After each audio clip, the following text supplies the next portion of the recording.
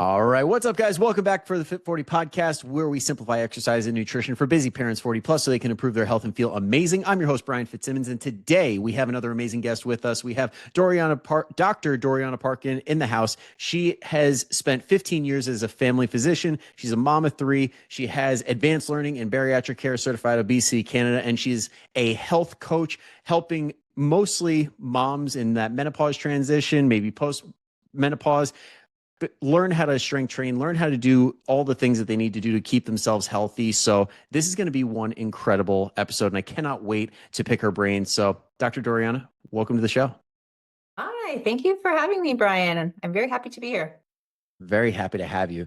I think someone like yourself presents like a really unique perspective because you have the formal education, and then we also have like the coaching where it's like they can intersect, because I know a lot of things get lost in translation. So I love having somebody who's like from both sides. Yeah. And I think the other thing too is that I'm also a mom and a woman who's busy, who had to figure out how to fit the same things into my life as I'm coaching other women to do, right? So it's not just, coming from a professional sort of, this is what you should do, wagging my finger at somebody, but it's also, this is what I do on a daily basis. So hopefully that's going to come through in our conversation today. Absolutely. I mean, walking the walk is a very undervalued thing nowadays. So I, again, cannot wait. So now the thing I wanted to kick this off with is I think one of the big things that either turn people off or get them to kind of scratch their head is that sometimes when people do go to their physician, they get some nutrition advice that they're like, that doesn't sound right. So that would like to kick this off on a hot note. What Yeah. would you say to somebody that's like, I think my doctor really isn't that great at the nutritional aspect? Yeah, I used to be that doctor, right? And I think part of that is because, well, there's two reasons. Number one, physicians really, and I'm only speaking for family doctors, but we don't get a lot of nutrition education, right? We we're sort of like the jack of all trades, master of none. But so we have a lot of good information about preventive care, but are we nutritionally savvy? No, we don't go through the same training as, for example, a registered dietitian would go through.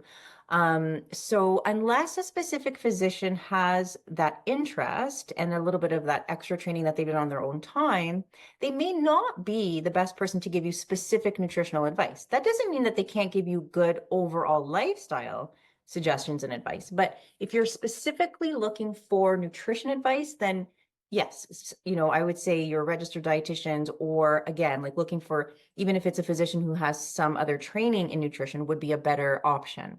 The other thing is that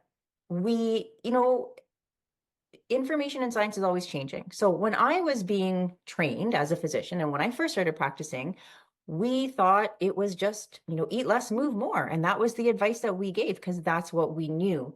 Now, with the whole, the revamping of the definition of obesity and what we know about obesity now and how complex it is, now we know it's way more than just eat less, move more. And so sometimes it's also just the evolution of, our knowledge and finding a physician who, sort of is up to date on the latest information, and also maybe finding a physician who, if they're not knowledgeable in that particular area, at least they can point you towards somebody who is, right? I think that's the primary job of your doctor is, yes, to do all of your preventive care in general, but then if there's something specific that they're not a master of, do they have a resource for you? And that would be key. Yeah. And that's always been my big question is like, if you don't have like that definitive answer, why not refer out? Like get Yeah. somebody that like, that's literally all they do. Exactly. So I know I'm based in Toronto. So if I had patients who needed that extra help, it was, a registered dietitian would be a great source for them. Now, of course, there's financial aspects to that as well, because that's not a service that's necessarily covered here. But then the other thing is that there's a lot of great online, information, like, for example, Obesity Canada, the Canadian Diabetes Association. So there are online resources that would be helpful as well. You just have to kind of be aware of those and have that conversation with your physician. Awesome. And for those in the US, like, what do we got? Don't worry. I'll do a little digging and see if I can find our resources as well. So you could get both if you need it. Yeah. And I know too, like one of the things that seems to come up a lot, especially in the nutrition side of things, is a little bit of confirmation bias. Like you kind of know, like cardiologists are probably going to say go plant-based. Like, nephrologists are probably going to say cut out all sugar. And it's like, and then they just go deeper into the research, confirming what they think they know. And Right. fun fact, people that are more intelligent are more prone to be biased. Like that's like a very Interesting. strong correlation. Interesting. Yeah, it makes sense. Yeah, it is what it is. I mean, if you really take what you do seriously and you want to learn as much as you can, it's tough not to fall into that. It is, and it requires you to really have that open mind, right? And to be able to sort of step outside of your specific niche and practice and whatever you're specializing in and be able to, understand or at least kind of accept the fact that there may be other information there that's not what you're familiar with, but that still could be correct, and that you could learn from kind of thing. Exactly. And I think one of the biggest places that we see this is like in the whole supplementation field. Like when I ask like my fiance who's a physician, I'm like, this looks like total crap, isn't it? Like where they'll like compare a supplement to a pharmaceutical, and I'm just like, it's not even close. Yeah. And I always say, if it was that easy, then probably, there wouldn't be the need to develop the pharmaceutical version of it if it was so easy to correct with just a natural supplement. Exactly. But I think some people still feel so much more comfortable because they hear natural and they're like, oh, it's kinder to my body. If you had somebody that you're trying to explain that to, like, how would you go about that? So it's really interesting. And that's, you're talking about the appeal to nature fallacy, right? Where because something is natural, it's considered to be more effective or safer. And it's really interesting. Actually, just this morning, I reposted on my story a post by Dr. Jen Gunter, who's a very popular physician here, about some of the harms that we're seeing with turmeric supplements and liver, toxicity from that. So it's when and I saw this in practice all the time, right? Well, Dr. Parkin, if I just take the supplement, is that okay? We have to remember just because something is natural or comes from nature does not mean that it's benign or without effects. And not only that, but this is particularly important when you're talking to patients who are on other medications that then could have interactions, right, with these particular supplements. And then there's the whole issue of supplements not really being regulated. So what are you actually taking? Is the dosing exactly what what's on the bottle? So it's really important to understand that supplements, number one, just because they're natural doesn't mean that they do not have potential side effects. Number two, we have to remember supplements are just that. They're supplements. Now, there are certain supplements that are definitely recommended for certain people in the population because we know that they have evidence to show benefit. But even when we recommend those supplements, they're still, we're looking at specific doses in a specific population. So I'm thinking like, for example, vitamin D, that would be like a classic example. But otherwise, we're the name of the game really is to try and get as much of our nutrition and our minerals and our vitamins through our diet. And supplements are not that magical, like this is what I was missing. And by taking a supplement, I'm gonna sort of make up for all that I'm lacking. That's not what they're for. Yeah. I mean, at the end of the day, wouldn't we want, say, blood work to guide our decisions when it comes to certain things like that? Because let's say somebody is totally good on vitamin D, but then they go mega dose it. Like Right. vitamin D actually does have downsides when you go way too high. Right, right. And that's a good example because some people really do need those mega doses, but those are people who have significant medical conditions, right? Where they're lacking. And yes, there is a range where you can fall into toxicity. So just because it's natural doesn't mean that it's benign. And so, but I think in today's day and age too, it's tricky because you've got your phone in your hand and you can look something up, and then all of a sudden you're looking at the miracles of supplement A, B, and C, and you can order them, it's at your fingertips. So it really does require some education, discussions with your pharmacist. I used to counsel my patients a lot to speak to their pharmacist if they're worried about or thinking about supplements, especially like the ones that I wasn't necessarily familiar with, right? But that's why you have a team of healthcare professionals that you should have in your circle. And it is important to keep those things in mind. Yeah, that's such a smart tip with the consulting your pharmacist because sometimes, like, if you have an ongoing prescription, you might have more access to your pharmacist than you will your primary sometimes. So if you're Absolutely. seeing them so frequently, you might as well ask. Yeah, yeah. And they really do have, that is what their education revolves around. So drugs, drug interactions, interactions with supplements. So they can be a great resource for patients or for people. Absolutely. And I mean, one of the like probably the biggest thing that they know is like dosages. And I think that's what's missing in all of these conversations Yes, is the dosage makes the poison and it also makes the benefit if it's appropriate. exactly. But Exactly. you And we get hear this like all these the time. micro doses in these supplements that don't make a damn bit of difference. And you get all these additives that cause problems potentially. Right, right, exactly, exactly. And that's the thing, right? So people are, there's the one side of the equation where people think the supplement is going to make all the difference, but you're really getting this tiny little dose of something. And then the opposite, where people kind of villainize certain foods because they've got, ingredients in them that are so minute that it doesn't really matter. So I don't know if you're familiar with Dr. Jonathan Stea. No, He's fabulous. He's also I based can't wait in, to look it up. Look them up yeah, after this. yeah. He's Canadian. He's out west. But his whole platform is about pseudoscience and correcting pseudoscience. And he's really good at this, and really explaining how you, the dose is the poison. We have to really, remember that there is something called being scientifically literate. And so having a little bit of science, like literacy, doesn't mean that you have to be an expert, but you have to be able to know who your trusted sources are and, get that information from people who can explain it to you so that you understand these subtle differences because they can make a big impact in your health.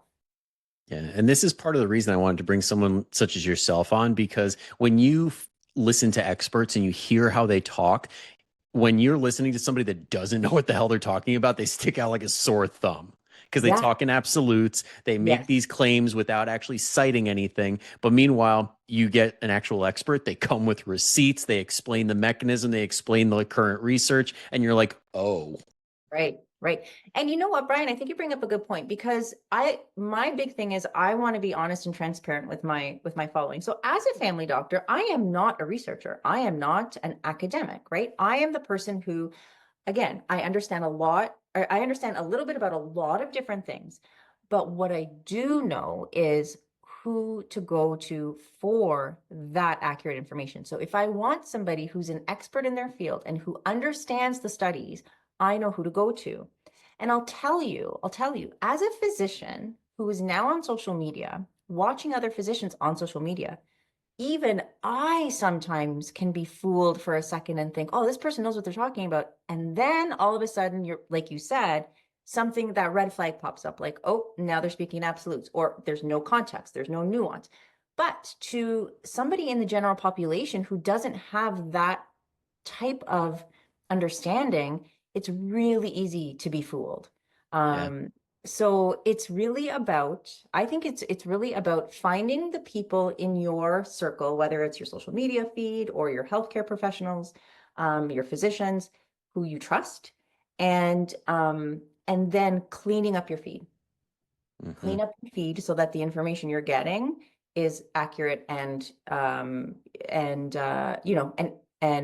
not going to lead you down paths that are going to cause problems in the long run. Yeah. And I know at least on my quest for knowledge to learn as much as I could, like in the beginning, obviously everybody falls into some wrong circles because we just don't know any better. We're just doing our best. And the one thing that definitely helped me kind of connect some dots is the fact that when you listen to people who know their stuff, dots start to connect. Like you actually start to understand it a whole lot better. And it's not just these random concepts where they're constantly moving the goalpost and there's always this new thing that you didn't know. Like Right. that's the difference. Yes, yes, exactly. And the other thing too, I was going to say was that it doesn't mean that you have to agree with everything. You could have somebody that you follow, for example, that you really respect and you know that they're a great source of information. That doesn't mean that I agree with every single thing that they say. However, the difference between that and for lack of a better word, a charlatan, is that with those people, you can almost always have a conversation or a discussion around it. Yeah. Huh, is that really accurate? Where did you get? I didn't know that. Like, let's have a conversation about this. Oh, maybe I was wrong. Maybe you were wrong. Fine, cool. We can have that discussion. Whereas usually, if it's somebody who's just trying to sort of, um, they have their own agenda, it's very black, like it's very black or white. It's very sort of like this is the line in the sand, and nope, you're wrong, you're wrong, you're wrong. So that's another sort of thing to just kind of be aware of. Yeah, and just to exactly to your point, like that's a great way to go about it is if somebody says something that doesn't line up with what you've heard, it's so easy to just be like, this is so cool, like this sounds really interesting. Where can I find more information? And if they can't give you that next step, if they can't cite where they are getting this from, then you can toss that opinion out the window because Exactly. it's an opinion, it's not a fact. Exactly. Exactly. Yeah. And I love having these conversations because I think a lot of people just need a reminder because I brought this up a lot because you get bombarded with this stuff on a daily basis on every Yes. single app. Yes. And it's so funny because there are certain myths that are out there, and I think to myself, okay, well, I've addressed this one many times before, and the people that I follow have been addressing it. So it must have sort of died down now. And then boom, like, I'll have three clients or three followers be like, "Oh, what about this?" And I'm thinking, that's still going around. Like, for example, not eating after 8 o'clock at night because it'll make you gain weight.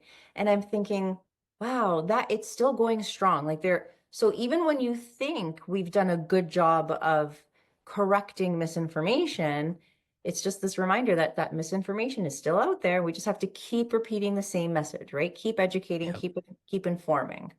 Yep. And I kind of love figuring that stuff out, like the don't eat past 8 or don't eat past 6 or whatever, because in that there is a little bit of truth, but it's not what everybody's pushing. It's like, Exactly. does structure to your day where you have a cutoff work? Yes. Does it reduce you snacking like crazy at night and adding thousands of calories in, and that'll help you lose weight or maintain weight? Yes. But it's not magic.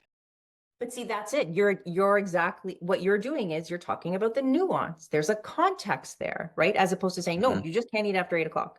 But there are reasons around that. And you're exactly right. It's about those little complexities that require that discussion.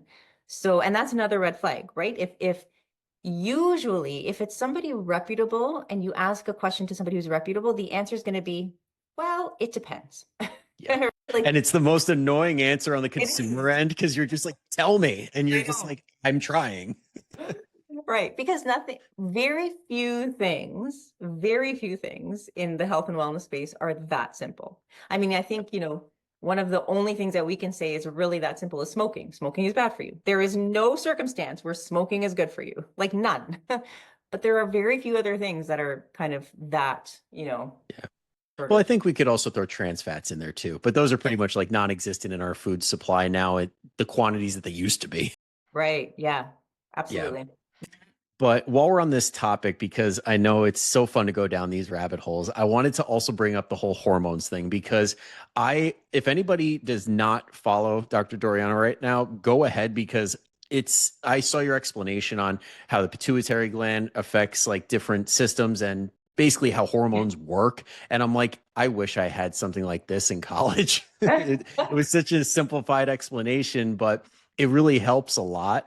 And for those people that are kind of like, it's my hormones, and they don't really understand what that means, how do you Mhm. like to field that conversation of like questions to ask or just like getting a better understanding for what they want and what they actually need?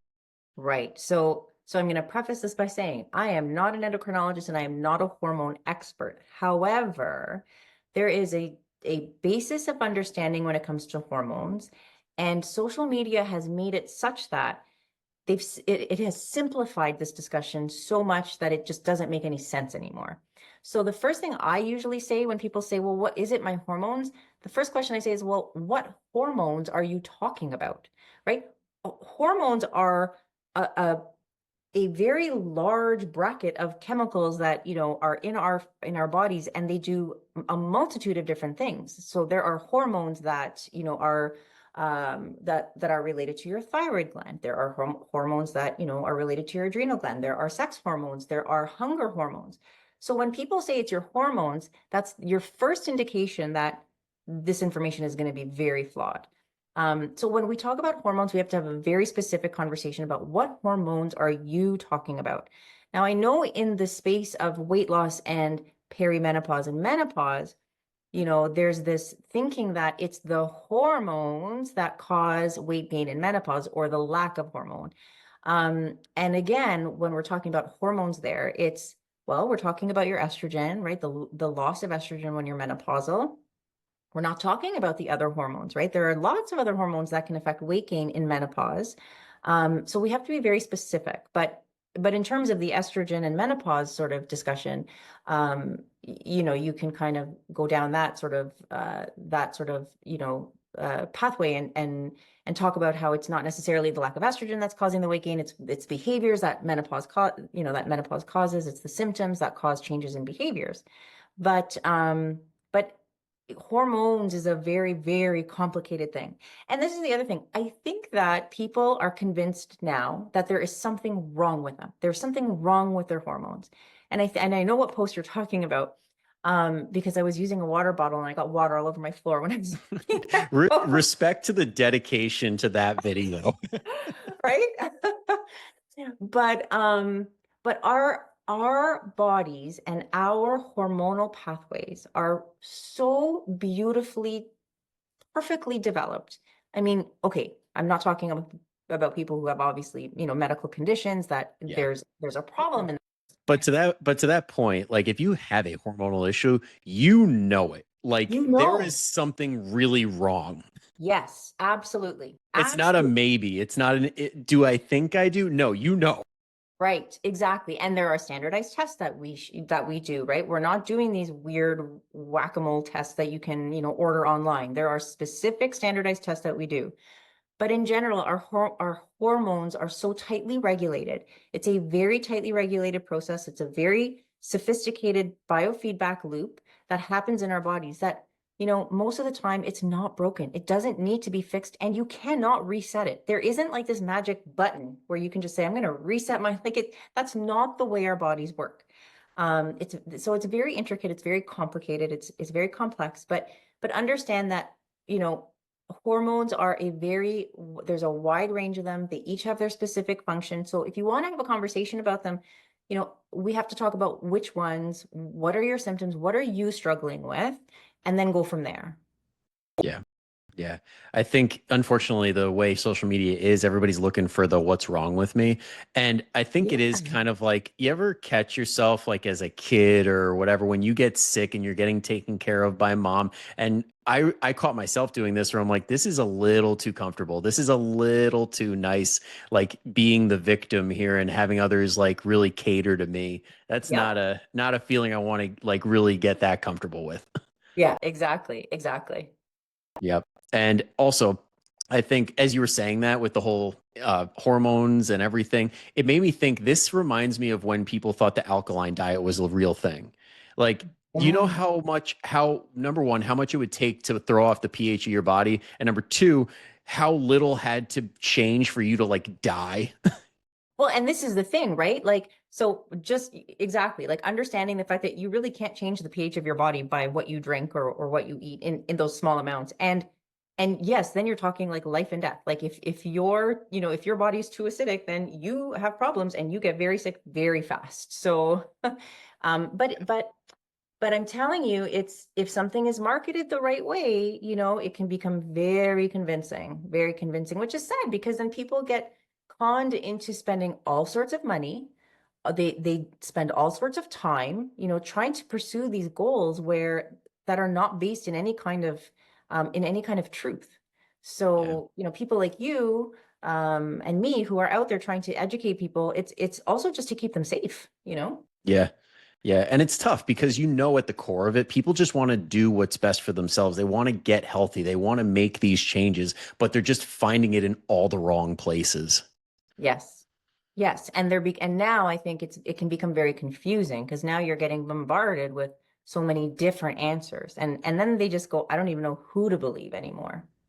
Yeah, exactly. Because unfortunately, we are like the social media is set up in a way where engagement drives everything. And you know what Mhm. drives engagement? Really inflammatory statements. You know what doesn't? People giving textbook answers that are 100% correct, but super freaking boring. Yep, you got it. And that's what I always say about, even my own coaching. I say, I'm not selling anything that's really sexy or, like quick fix, which is kind of why it's a bit boring. But at the end of the day, it's the only thing that works long term with regards to lifestyle.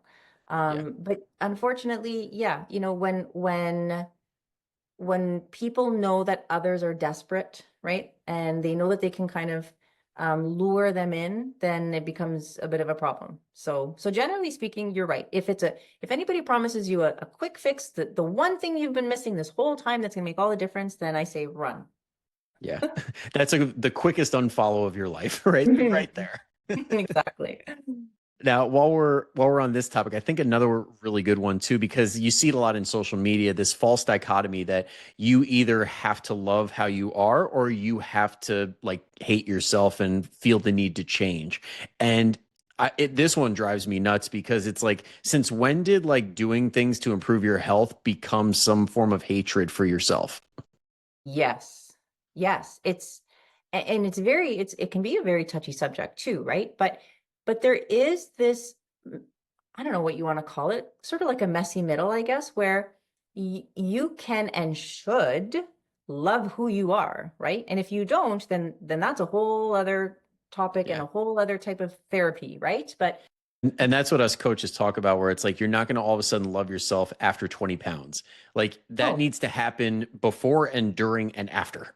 exactly, exactly. Um, exactly, because if you don't, I actually I did a podcast once with a woman who Sandra Elia. She has lost over 100 pounds. She now coaches women, but she says it never mattered how much I weighed. I always loved myself because I knew that I could not change my weight if I hated myself. You have to change out of love. Like it has to start with self-love. And it sounds kind of cheesy and hokey and stuff, but it is so true because I'm sure you've had clients even where people will lose a whole bunch of weight and yet they still look in the mirror and don't like what they see because it's not about the physical appearance. It's still about who they haven't identified and they haven't grown to actually appreciate and love who they are inside. So yes, I think there's this, there are people who they love themselves, but they know that, from a health perspective, or even just look, sometimes it's just vanity. And I tell people all the time, it's okay to be vain. Like honestly, I mean, I can speak for women, but yeah, everybody wants to be healthy and everybody has a goal, of achieving better health, but it's also okay to want to look good. It's okay, Yeah. right? There are benefits that come with understanding that you improved in a certain way.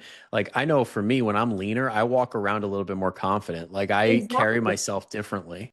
Exactly. You walk into a room differently, you present differently, which also changes how you present yourself and carry yourself at work, at your job, if you have to present in front of a group of people. So it is important, I think, for women to also feel like it's okay to say that out loud, because I think a Yeah. lot of times it's like, oh, I don't want to sound vain. Well, that's okay. But yeah, so it is okay. We're allowed to be human. Like I don't know where that got lost, but it's like these are human things. Humans do human things. It's okay. Exactly, exactly. Yeah. Um, and it's okay also to live in a body that you want to change, because it's not serving you, and that doesn't mean that you have to hate yourself. You love who you are, you love your character, you love the kind of person you are. But sometimes it's also okay to say, but I still want to change, right? And those two things can coexist. Yeah. Especially if it's coming in the form of like a goal where it's like this is something to be achieved, not like I need this because that'll make me worthy. No, it's like I Right. have this aspirational goal that I'm going to build all these awesome skills to achieve and I'm going to be a better version of myself at the end. Yes. And it's funny. So when I coach my clients, one of the first things we kind of nail down and solidify is what your why is. So if we don't have that sort of front and center, then we can kind of get distracted by a whole bunch of other things. But And the thing is that some people will say, but my why is just because I want to wear a smaller size. And I say, okay, but let's dig into that a little bit. Why do you want to wear a smaller size? Why? Well, because I feel more confident. Okay. So now we're talking about your self-esteem, how you feel. Again, going back to that, how do you present yourself? Not because Mm. you hate yourself at this size, but you know you would feel more confident, more alive, more, you'd have a little bit more pep in your step if you, that's your why. It's not just about the dress size, it's about how you feel at that dress size, right? And those are Yeah. two different things. I love that exercise. I do the same thing with my people in the beginning, where it's like you just keep asking why. And you guys listening right now could do this for yourselves if you want. Just write it down and go down the rabbit hole and say, what's your goal? Okay, why? Yep. Okay, why? And just keep Yes. doing that until you can't. Yeah, absolutely. Absolutely. It Yep. could be empowering and really clear things up. Mm-hmm. For sure. Now, another thing I wanted to touch on too was just some simple tips because I think exploring your media, I've come across a lot of the tips that I've given out and also caught some gems as well. So I know one of the big ones that I saw was something like the zero rule for protein. So if anybody's never heard that one, this is like one of those like simple ones you could use like today. Could you Yeah. explain it to the people listening? Sure. Yeah. So, I think so now we're all we hear about is protein, protein, protein. And yes, there are certain protein goals we want to meet. And so one of the easy ways to see because things are marketed as high protein, foods are marketed as high Mhm. protein sometimes, but they're really not. So how do you know if a food is actually a good source of protein? And so in my video, I'm in the grocery store and I use a cottage cheese container and a peanut butter jar to sort of teach this. But what you do is you look at the number of calories that are in a serving of that food, and then you look at the number of grams of protein that are in the same serving. Then what you're going to do is add a zero to the protein number. And if that number is equal or higher than the calories, it is a good source of protein per calories, per serving. And that can be a really helpful tip while you're shopping because, for example, people think peanut butter is a good source of protein. I used to be one of those people when I was younger.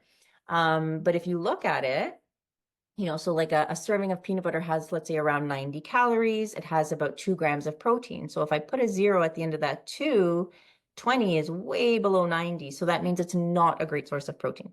So it's just a quick little thing you can use, while you're doing your groceries. It doesn't mean you can't have peanut butter by all means, right? We're not talking about, labeling food as good and bad, but it just means if you're looking to hit protein targets, and to increase your protein, then that's not the best source for you. And then there's another similar one for fiber to see if a particular food is a good source of fiber when you're looking at the amount of carbs.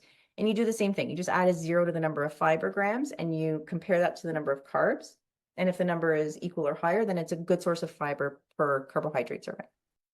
Love that. Because I normally say like let's get 5 grams or more if we're looking at a fiber source, which is great too. But I love that comparison to understand because it's almost more valuable to understand how much is this versus that, because Yes. then it speaks to the composition more than just the basic value. The value. Exactly. Yeah, you got it. Exactly. Yeah, And that's fi awesome. and the thing with fiber is that I feel like we talk a lot about calories. We talk a lot about protein, but we don't talk a ton about fiber, and it is so important from a health perspective. I'm just going to give you the mic for the next like 30 minutes. Please tell us everything about fiber, please. Well, it's funny because, I think we went through the stage where everybody was so concerned about counting macros. And really, at the end of the day, and I'm not talking about for that elite athlete who really has to zero in and really be quite specific around their carbs and their, and all of those things. But I'm talking about, the average person who's working and raising a family. We focus on three things. I focus on three things. Their overall calories, especially if weight loss or fat loss is a goal for them. We count our protein and we count our fiber. I don't even look at their carbs and their fat. And the reason is because fiber is so important from a health perspective. So we know that it is, one of the nutrients that actually decreases risk of colon cancer. And North Americans vastly undereat fiber. Which is why colon cancer rates are actually on the rise, aren't they? Yes, especially Yeah. among young people, right? Hmm. And so this is your classic example of primary prevention. This is primary prevention. This is as basic as it gets. Increase your fiber, you decrease your risk of colon cancer. You can also decrease your cholesterol with soluble fiber, right? So there's two types of fiber: insoluble fiber, soluble fiber. Insoluble fiber is, I kind of describe it like a broom for your intestine to kind of clean stuff out. And so that's like your corn, for example, popcorn. But then you've got your soluble fiber, which absorbs water, and that can help to reduce your cholesterol, which again can be a very simple step for somebody who, maybe somebody's on that borderline, or maybe somebody has high cholesterol. Maybe they need medication, but adding a little bit of fiber to their diet is also going to help them, to reduce that risk, because now we're looking at the risk of cardiovascular disease. Yeah. So fiber, fiber, fiber, it is so important, and so under-eaten by the average North American. So yeah, so we focus on fiber a lot in our coaching, and I'm sure you do too with your clients and your the people that you help. But really, Absolutely. yeah, it's wild. And to be honest, if I'm being totally honest, if I don't pay attention to what I'm eating in my day, I can also not hit my fiber goals. It just, you get busy, you grab the things that are quick, and then you don't even realize it, but I've had 15 grams of fiber today. Well, that's not very good. So it's about being intentional, right? It's about being intentional, planning, being prepared as much as you can, so that you get to hit those goals, which are so, so important. Yeah. And I know another thing that could really help to understand where we're at day to day is tracking. And it unfortunately is one of those things that a lot of people kind of just like butt heads with, and they're Yeah. just do not want to do it. But those of us who have done it can honestly say, like, I know when I put into chronometer, I'm like, I want to track all the basics, like the macros, calories, everything, but also saturated fat. Also, the amount of sodium, Right. because I wanted Sugars. to bring my sodium down due to high blood pressure. And guess what? It worked. But like when you have this stuff to tell you this is where you're at, it's so much easier to make the changes. Exactly. So my little analogy that I use with my clients is, okay, so because I'm dealing with women mostly, but so you want to buy this Prada purse, right? And you've had your eye on this purse for like weeks, and you really want this purse. And you know that you have to save a certain amount of money to buy that purse, right? Well, if you're not paying attention to your bank account and you're not tracking what's in your bank account, then you're not going to be able to save up any money to be able to buy that purse. Well, it's the same thing with your tracking, right? If I want to hit a certain goal, whether it's fat loss, whether it's bringing down your blood pressure, whether it's, bringing down your added sugars, um, it's a pain in the butt, but there's no better tool than tracking. And the thing that I tell my clients too is that you don't have to track forever, right? It's like learning a new language. It can be really difficult at first, but if you have a coach who can help you and support you and walk you through it, it makes it much easier. And then once you've tracked for a few weeks, you get much better at it. It gets much easier. And then that visual memory is kind of locked in, right? I know what 3 ounces of chicken looks like. I know what 5 grams of fiber looks like. I know that, an apple has 100 calories and 5 grams of fiber with the skin on. You start to know these things, and then you're not dependent on the tracker anymore. So I always tell my clients, it's not forever. um, for most people, I think it ends up being like an in and out thing, right? Like I still track Mhm. from time to time. I know when I need to start tracking again. So when I feel like, okay, Dora, like, I've come off a vacation now, I'm going to pull out my tracker again. I know my fiber hasn't really been, great, or my protein's been low. Then I pull out my tracker. I pull out my fitness pal or chronometer or whatever. So it's not something you have to use all the time, but as a tool to learn, it's invaluable. Absolutely. And to your point, like it's so great just being able to do an audit every once in a while and be like, so how far off am I? Because it Mhm. is human nature to one, get really cocky when you've like got everything dialed in and you went Yes. off, you're like, I got this. And then over time, calories find their way back in, activity sometimes drops a little bit. We're Yep. eating a little bit more because we're like, we can get away with it. Rules don't apply to us. And then months and months and months go by and we do an audit and we're like, ah, shit, Yep. here I am. Yeah. Absolutely, and I always tell people that tracker is not a reflection of your value, your worth, your laziness, your motivation. It's just a tool. It's just data. It's just data. Hmm. And the way I like framing it too for clients is like we almost want to create what if you've ever been to a restaurant that has calories on the menu and you Mhm. look and you're like, ah, this looks delicious. Oh no, that's 1,500 calories. Yeah, I don't think I want that anymore. And then you Yep. go to like the thing that's 600 or 700 calories, and you're like, that's tasty enough, and it's half the calories. I'm going for that. You got it. Exactly. And that's knowledge. That's for me, to me, this is how I explain it. That's empowerment, right? Now you are empowered because you're not guessing and that food doesn't have control over you anymore. Now you have control over the food. So you get to decide what you want to do that day, what you want to eat at that meal. And sometimes you are going to want to indulge and have the high calorie meal. But because you've learned all of this information, you know exactly how and when you can fit that in, right? Whereas if you don't have that knowledge, you're always guessing and then you're just spinning, you're chasing your tail. Exactly. You need the knowledge to make the decisions. You need the awareness. Absolutely. Yeah. So important. Yep. Now, all that being said, I know there's a lot of amazing, amazing nutrition information and like supplement information. And there's only one real thing missing here, and that is the fitness side of the Yeah. equation. Yes. And when it comes to strength training, I think you yourself are an incredible example of like what's possible with getting stronger, with feeling empowered in the gym. And how do you like to kind of just let all the other ladies know, like, this is awesome? Like, come on, join the cool kids club. Gosh, that's a really loaded question because I try to I try to inspire not just women, to be honest, men too, but I try to Mhm. inspire people kind of through my own little journey. So and for me, as a kid who was overweight and struggled with my weight a little bit, like I always kind of had to be really careful. I had periods in my life where I was probably I was at a higher weight than I should have been from a health perspective, but I always felt very unathletic and I was always very self-conscious. I could never do the things that I wanted to do, sports wise and stuff, because I just didn't have that sort of natural talent. And then as I got into university and I found, so one of my roommates was really into fitness. And I started working out with her and I kind of like, it was almost like I started to find my tribe. And I was like, I can do this. I can do it.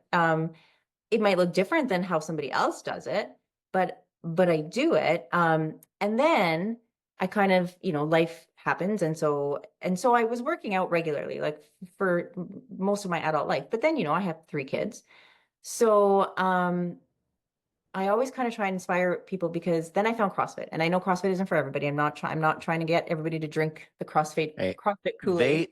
they made fitness cool at a level I have never seen before. So honestly, props to CrossFit. It has its issues, but Yeah. on that front, they Yes. nailed it. Yes, right. And the idea behind it was this inclusivity, right? You don't have to be an athlete. You don't have to be strong. You don't even have to have ever worked out before, and you can walk into a CrossFit gym and start. And for me, as somebody who was doing a lot of cardio and stuff at the time, I had strength trained, but not significantly. And for me, CrossFit changed my life. So it is what gave me my self-confidence and my self-esteem in my late 30s. So when I see women and they're like, I could never do what you do, I say, oh, yes, you can. Yes, you can, because I was you. I was the Mhm. person who walked into, I'll never forget, I walked into my first CrossFit class and I thought, what the hell am I doing here? There were rings from Yep. the ceiling, there was no equipment. And there were all the gym dudes in the back that were like, super muscular. And I thought, oh my goodness, this is not my place. And I'll tell you, it took me 6 months to go to a CrossFit class without my friend because I was so insecure. And I've been at the same gym now for 11 years. So, That's incredible. right? Like it really taught me a lot about who I am, what I can do, and instilled this love of not only of strength training, but the sort of like belief in myself, right? So I am not the strongest woman in the gym. I am not the fastest. In fact, I still always come in last in class workouts, but I am so much stronger than I was. And I'm so much more fit, like mentally and physically, than what I was. So I think for a lot of women, it's just we got to find something that you are are you have to find something you like. And I kind of say that with a little bit of a sort of at the end, right? Because nobody loves how they feel in the middle of a workout, or at least very few people do, right? You're tired, you're out of breath and stuff, but it's Hmm. how you feel after. So, yes, if you find something you like to do, you're more likely to do it, but also don't be afraid to step out of your comfort zone because that's where you find things that you never thought you could do before. Exactly, exactly. And it really just comes down to finding that what opens the door just enough to get you Mhm. in. Mhm. Because this is why I love getting people involved in like recreational sports and then using that as a gateway towards strength training. Because, Yeah. like, let's say you do love pickleball, for example, which is my latest obsession. Okay. I would not be doing split squats like knees over toes guy if my knee wasn't barking and keeping me from doing pickleball and playing at a level I want to. But now I have Right? incentive to go and do those strength training exercises. Whereas Yes. somebody who like loves golf, okay, now your elbow's acting up. Let's get you in the gym and make those joints more resilient so you can play more rounds. Exact. That's a great strategy, actually. That, and I hadn't even thought of it that way, but you're so right.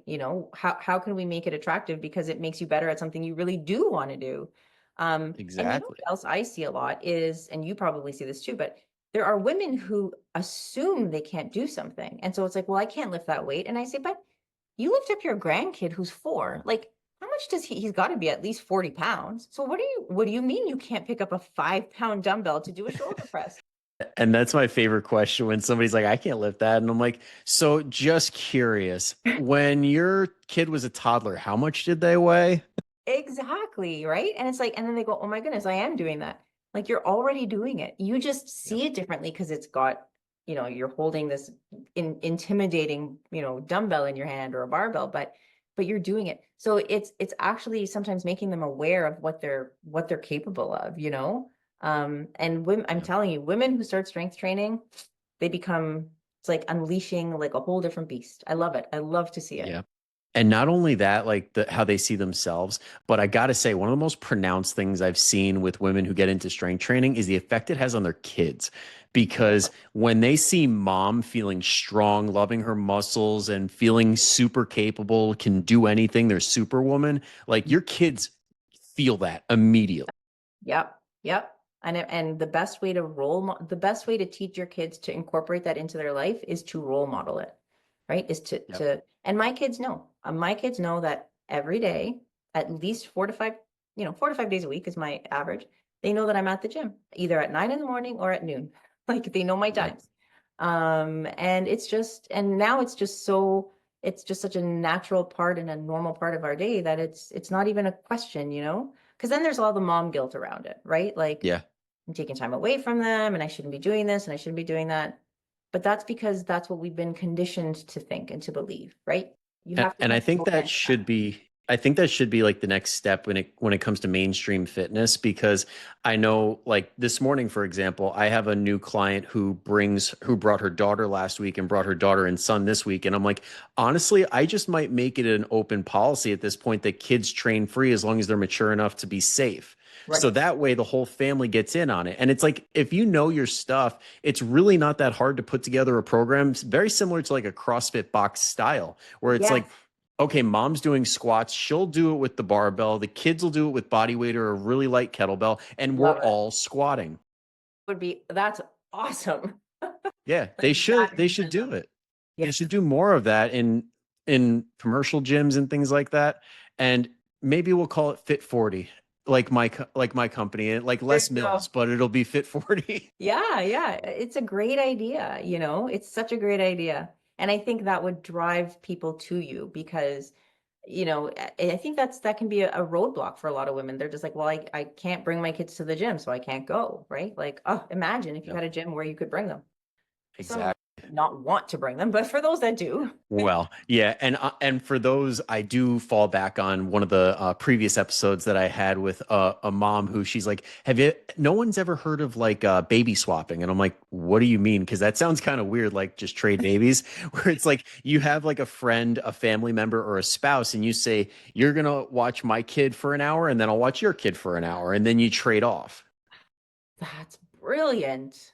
Yep. That's And I'm just amazing. like, that is mind blowing. The first time I heard it, I'm like, why is this not like a more common thing? Yeah, that is so, I've never heard it. I wouldn't have thought of that either. See, that's amazing. I love that. There I you love it. go. I love it. Yeah. There you go. It's like a play date, like an extended play date for the kids. Cause if they enjoy hanging out with each other, it's like awesome. 2 hours. Yeah, yeah. And you know what? I think the opposite of this is also true. So that you've got moms who would love to bring their kids because it makes it easier for them. You also have moms who are like, I need this hour to myself, right? And Hmm. I think that's absolutely valid as well. I need an hour where I'm not being, I'm not, my name isn't being called, I'm not needed, and I just need that 1 hour to myself. And that, I'm telling you, that can be life-saving for women, for moms, right? Oh It yeah. can be that, it can be the difference between their sanity and, and their mental health. So if that's what they need, then, that's just as valid. But Absolutely. but It just really comes having down the to that option. flexibility. Yeah. The option. Yeah, exactly, right? Having the option Yeah. to have that. Because I will admit, I remember when I used to work at the gym I was at, we had a fat blast class, which was basically like a high intensity class. And then at the end, we would have everybody stretch and breathe. And I got to say, seeing a lot of the moms, especially when we got a chance to just shut our eyes, breathe, and just be alone with your thoughts, which is like foreign when you have kids. Like just being Mhm. able to be with yourself. Some of them, like their shoulders went from like this to like, oh, I can finally breathe today. Yeah, yeah. Oh, it makes a huge difference. Absolutely. But we've covered so many good things. Like this is that moment where I'm like, chef's kiss. Like, let's put a cap on it, let it marinate. This is just so much incredible info for everybody listening. But if they want to catch more of your stuff, because you do put out incredible content, where can they find you? Thank you. So I'm mostly on Instagram. My Instagram handle is Dr. Doriana, Dordoriana. I also have my website, which is www.simplyfitwellness.com, and that's simply with no I. It's a long story. Yeah.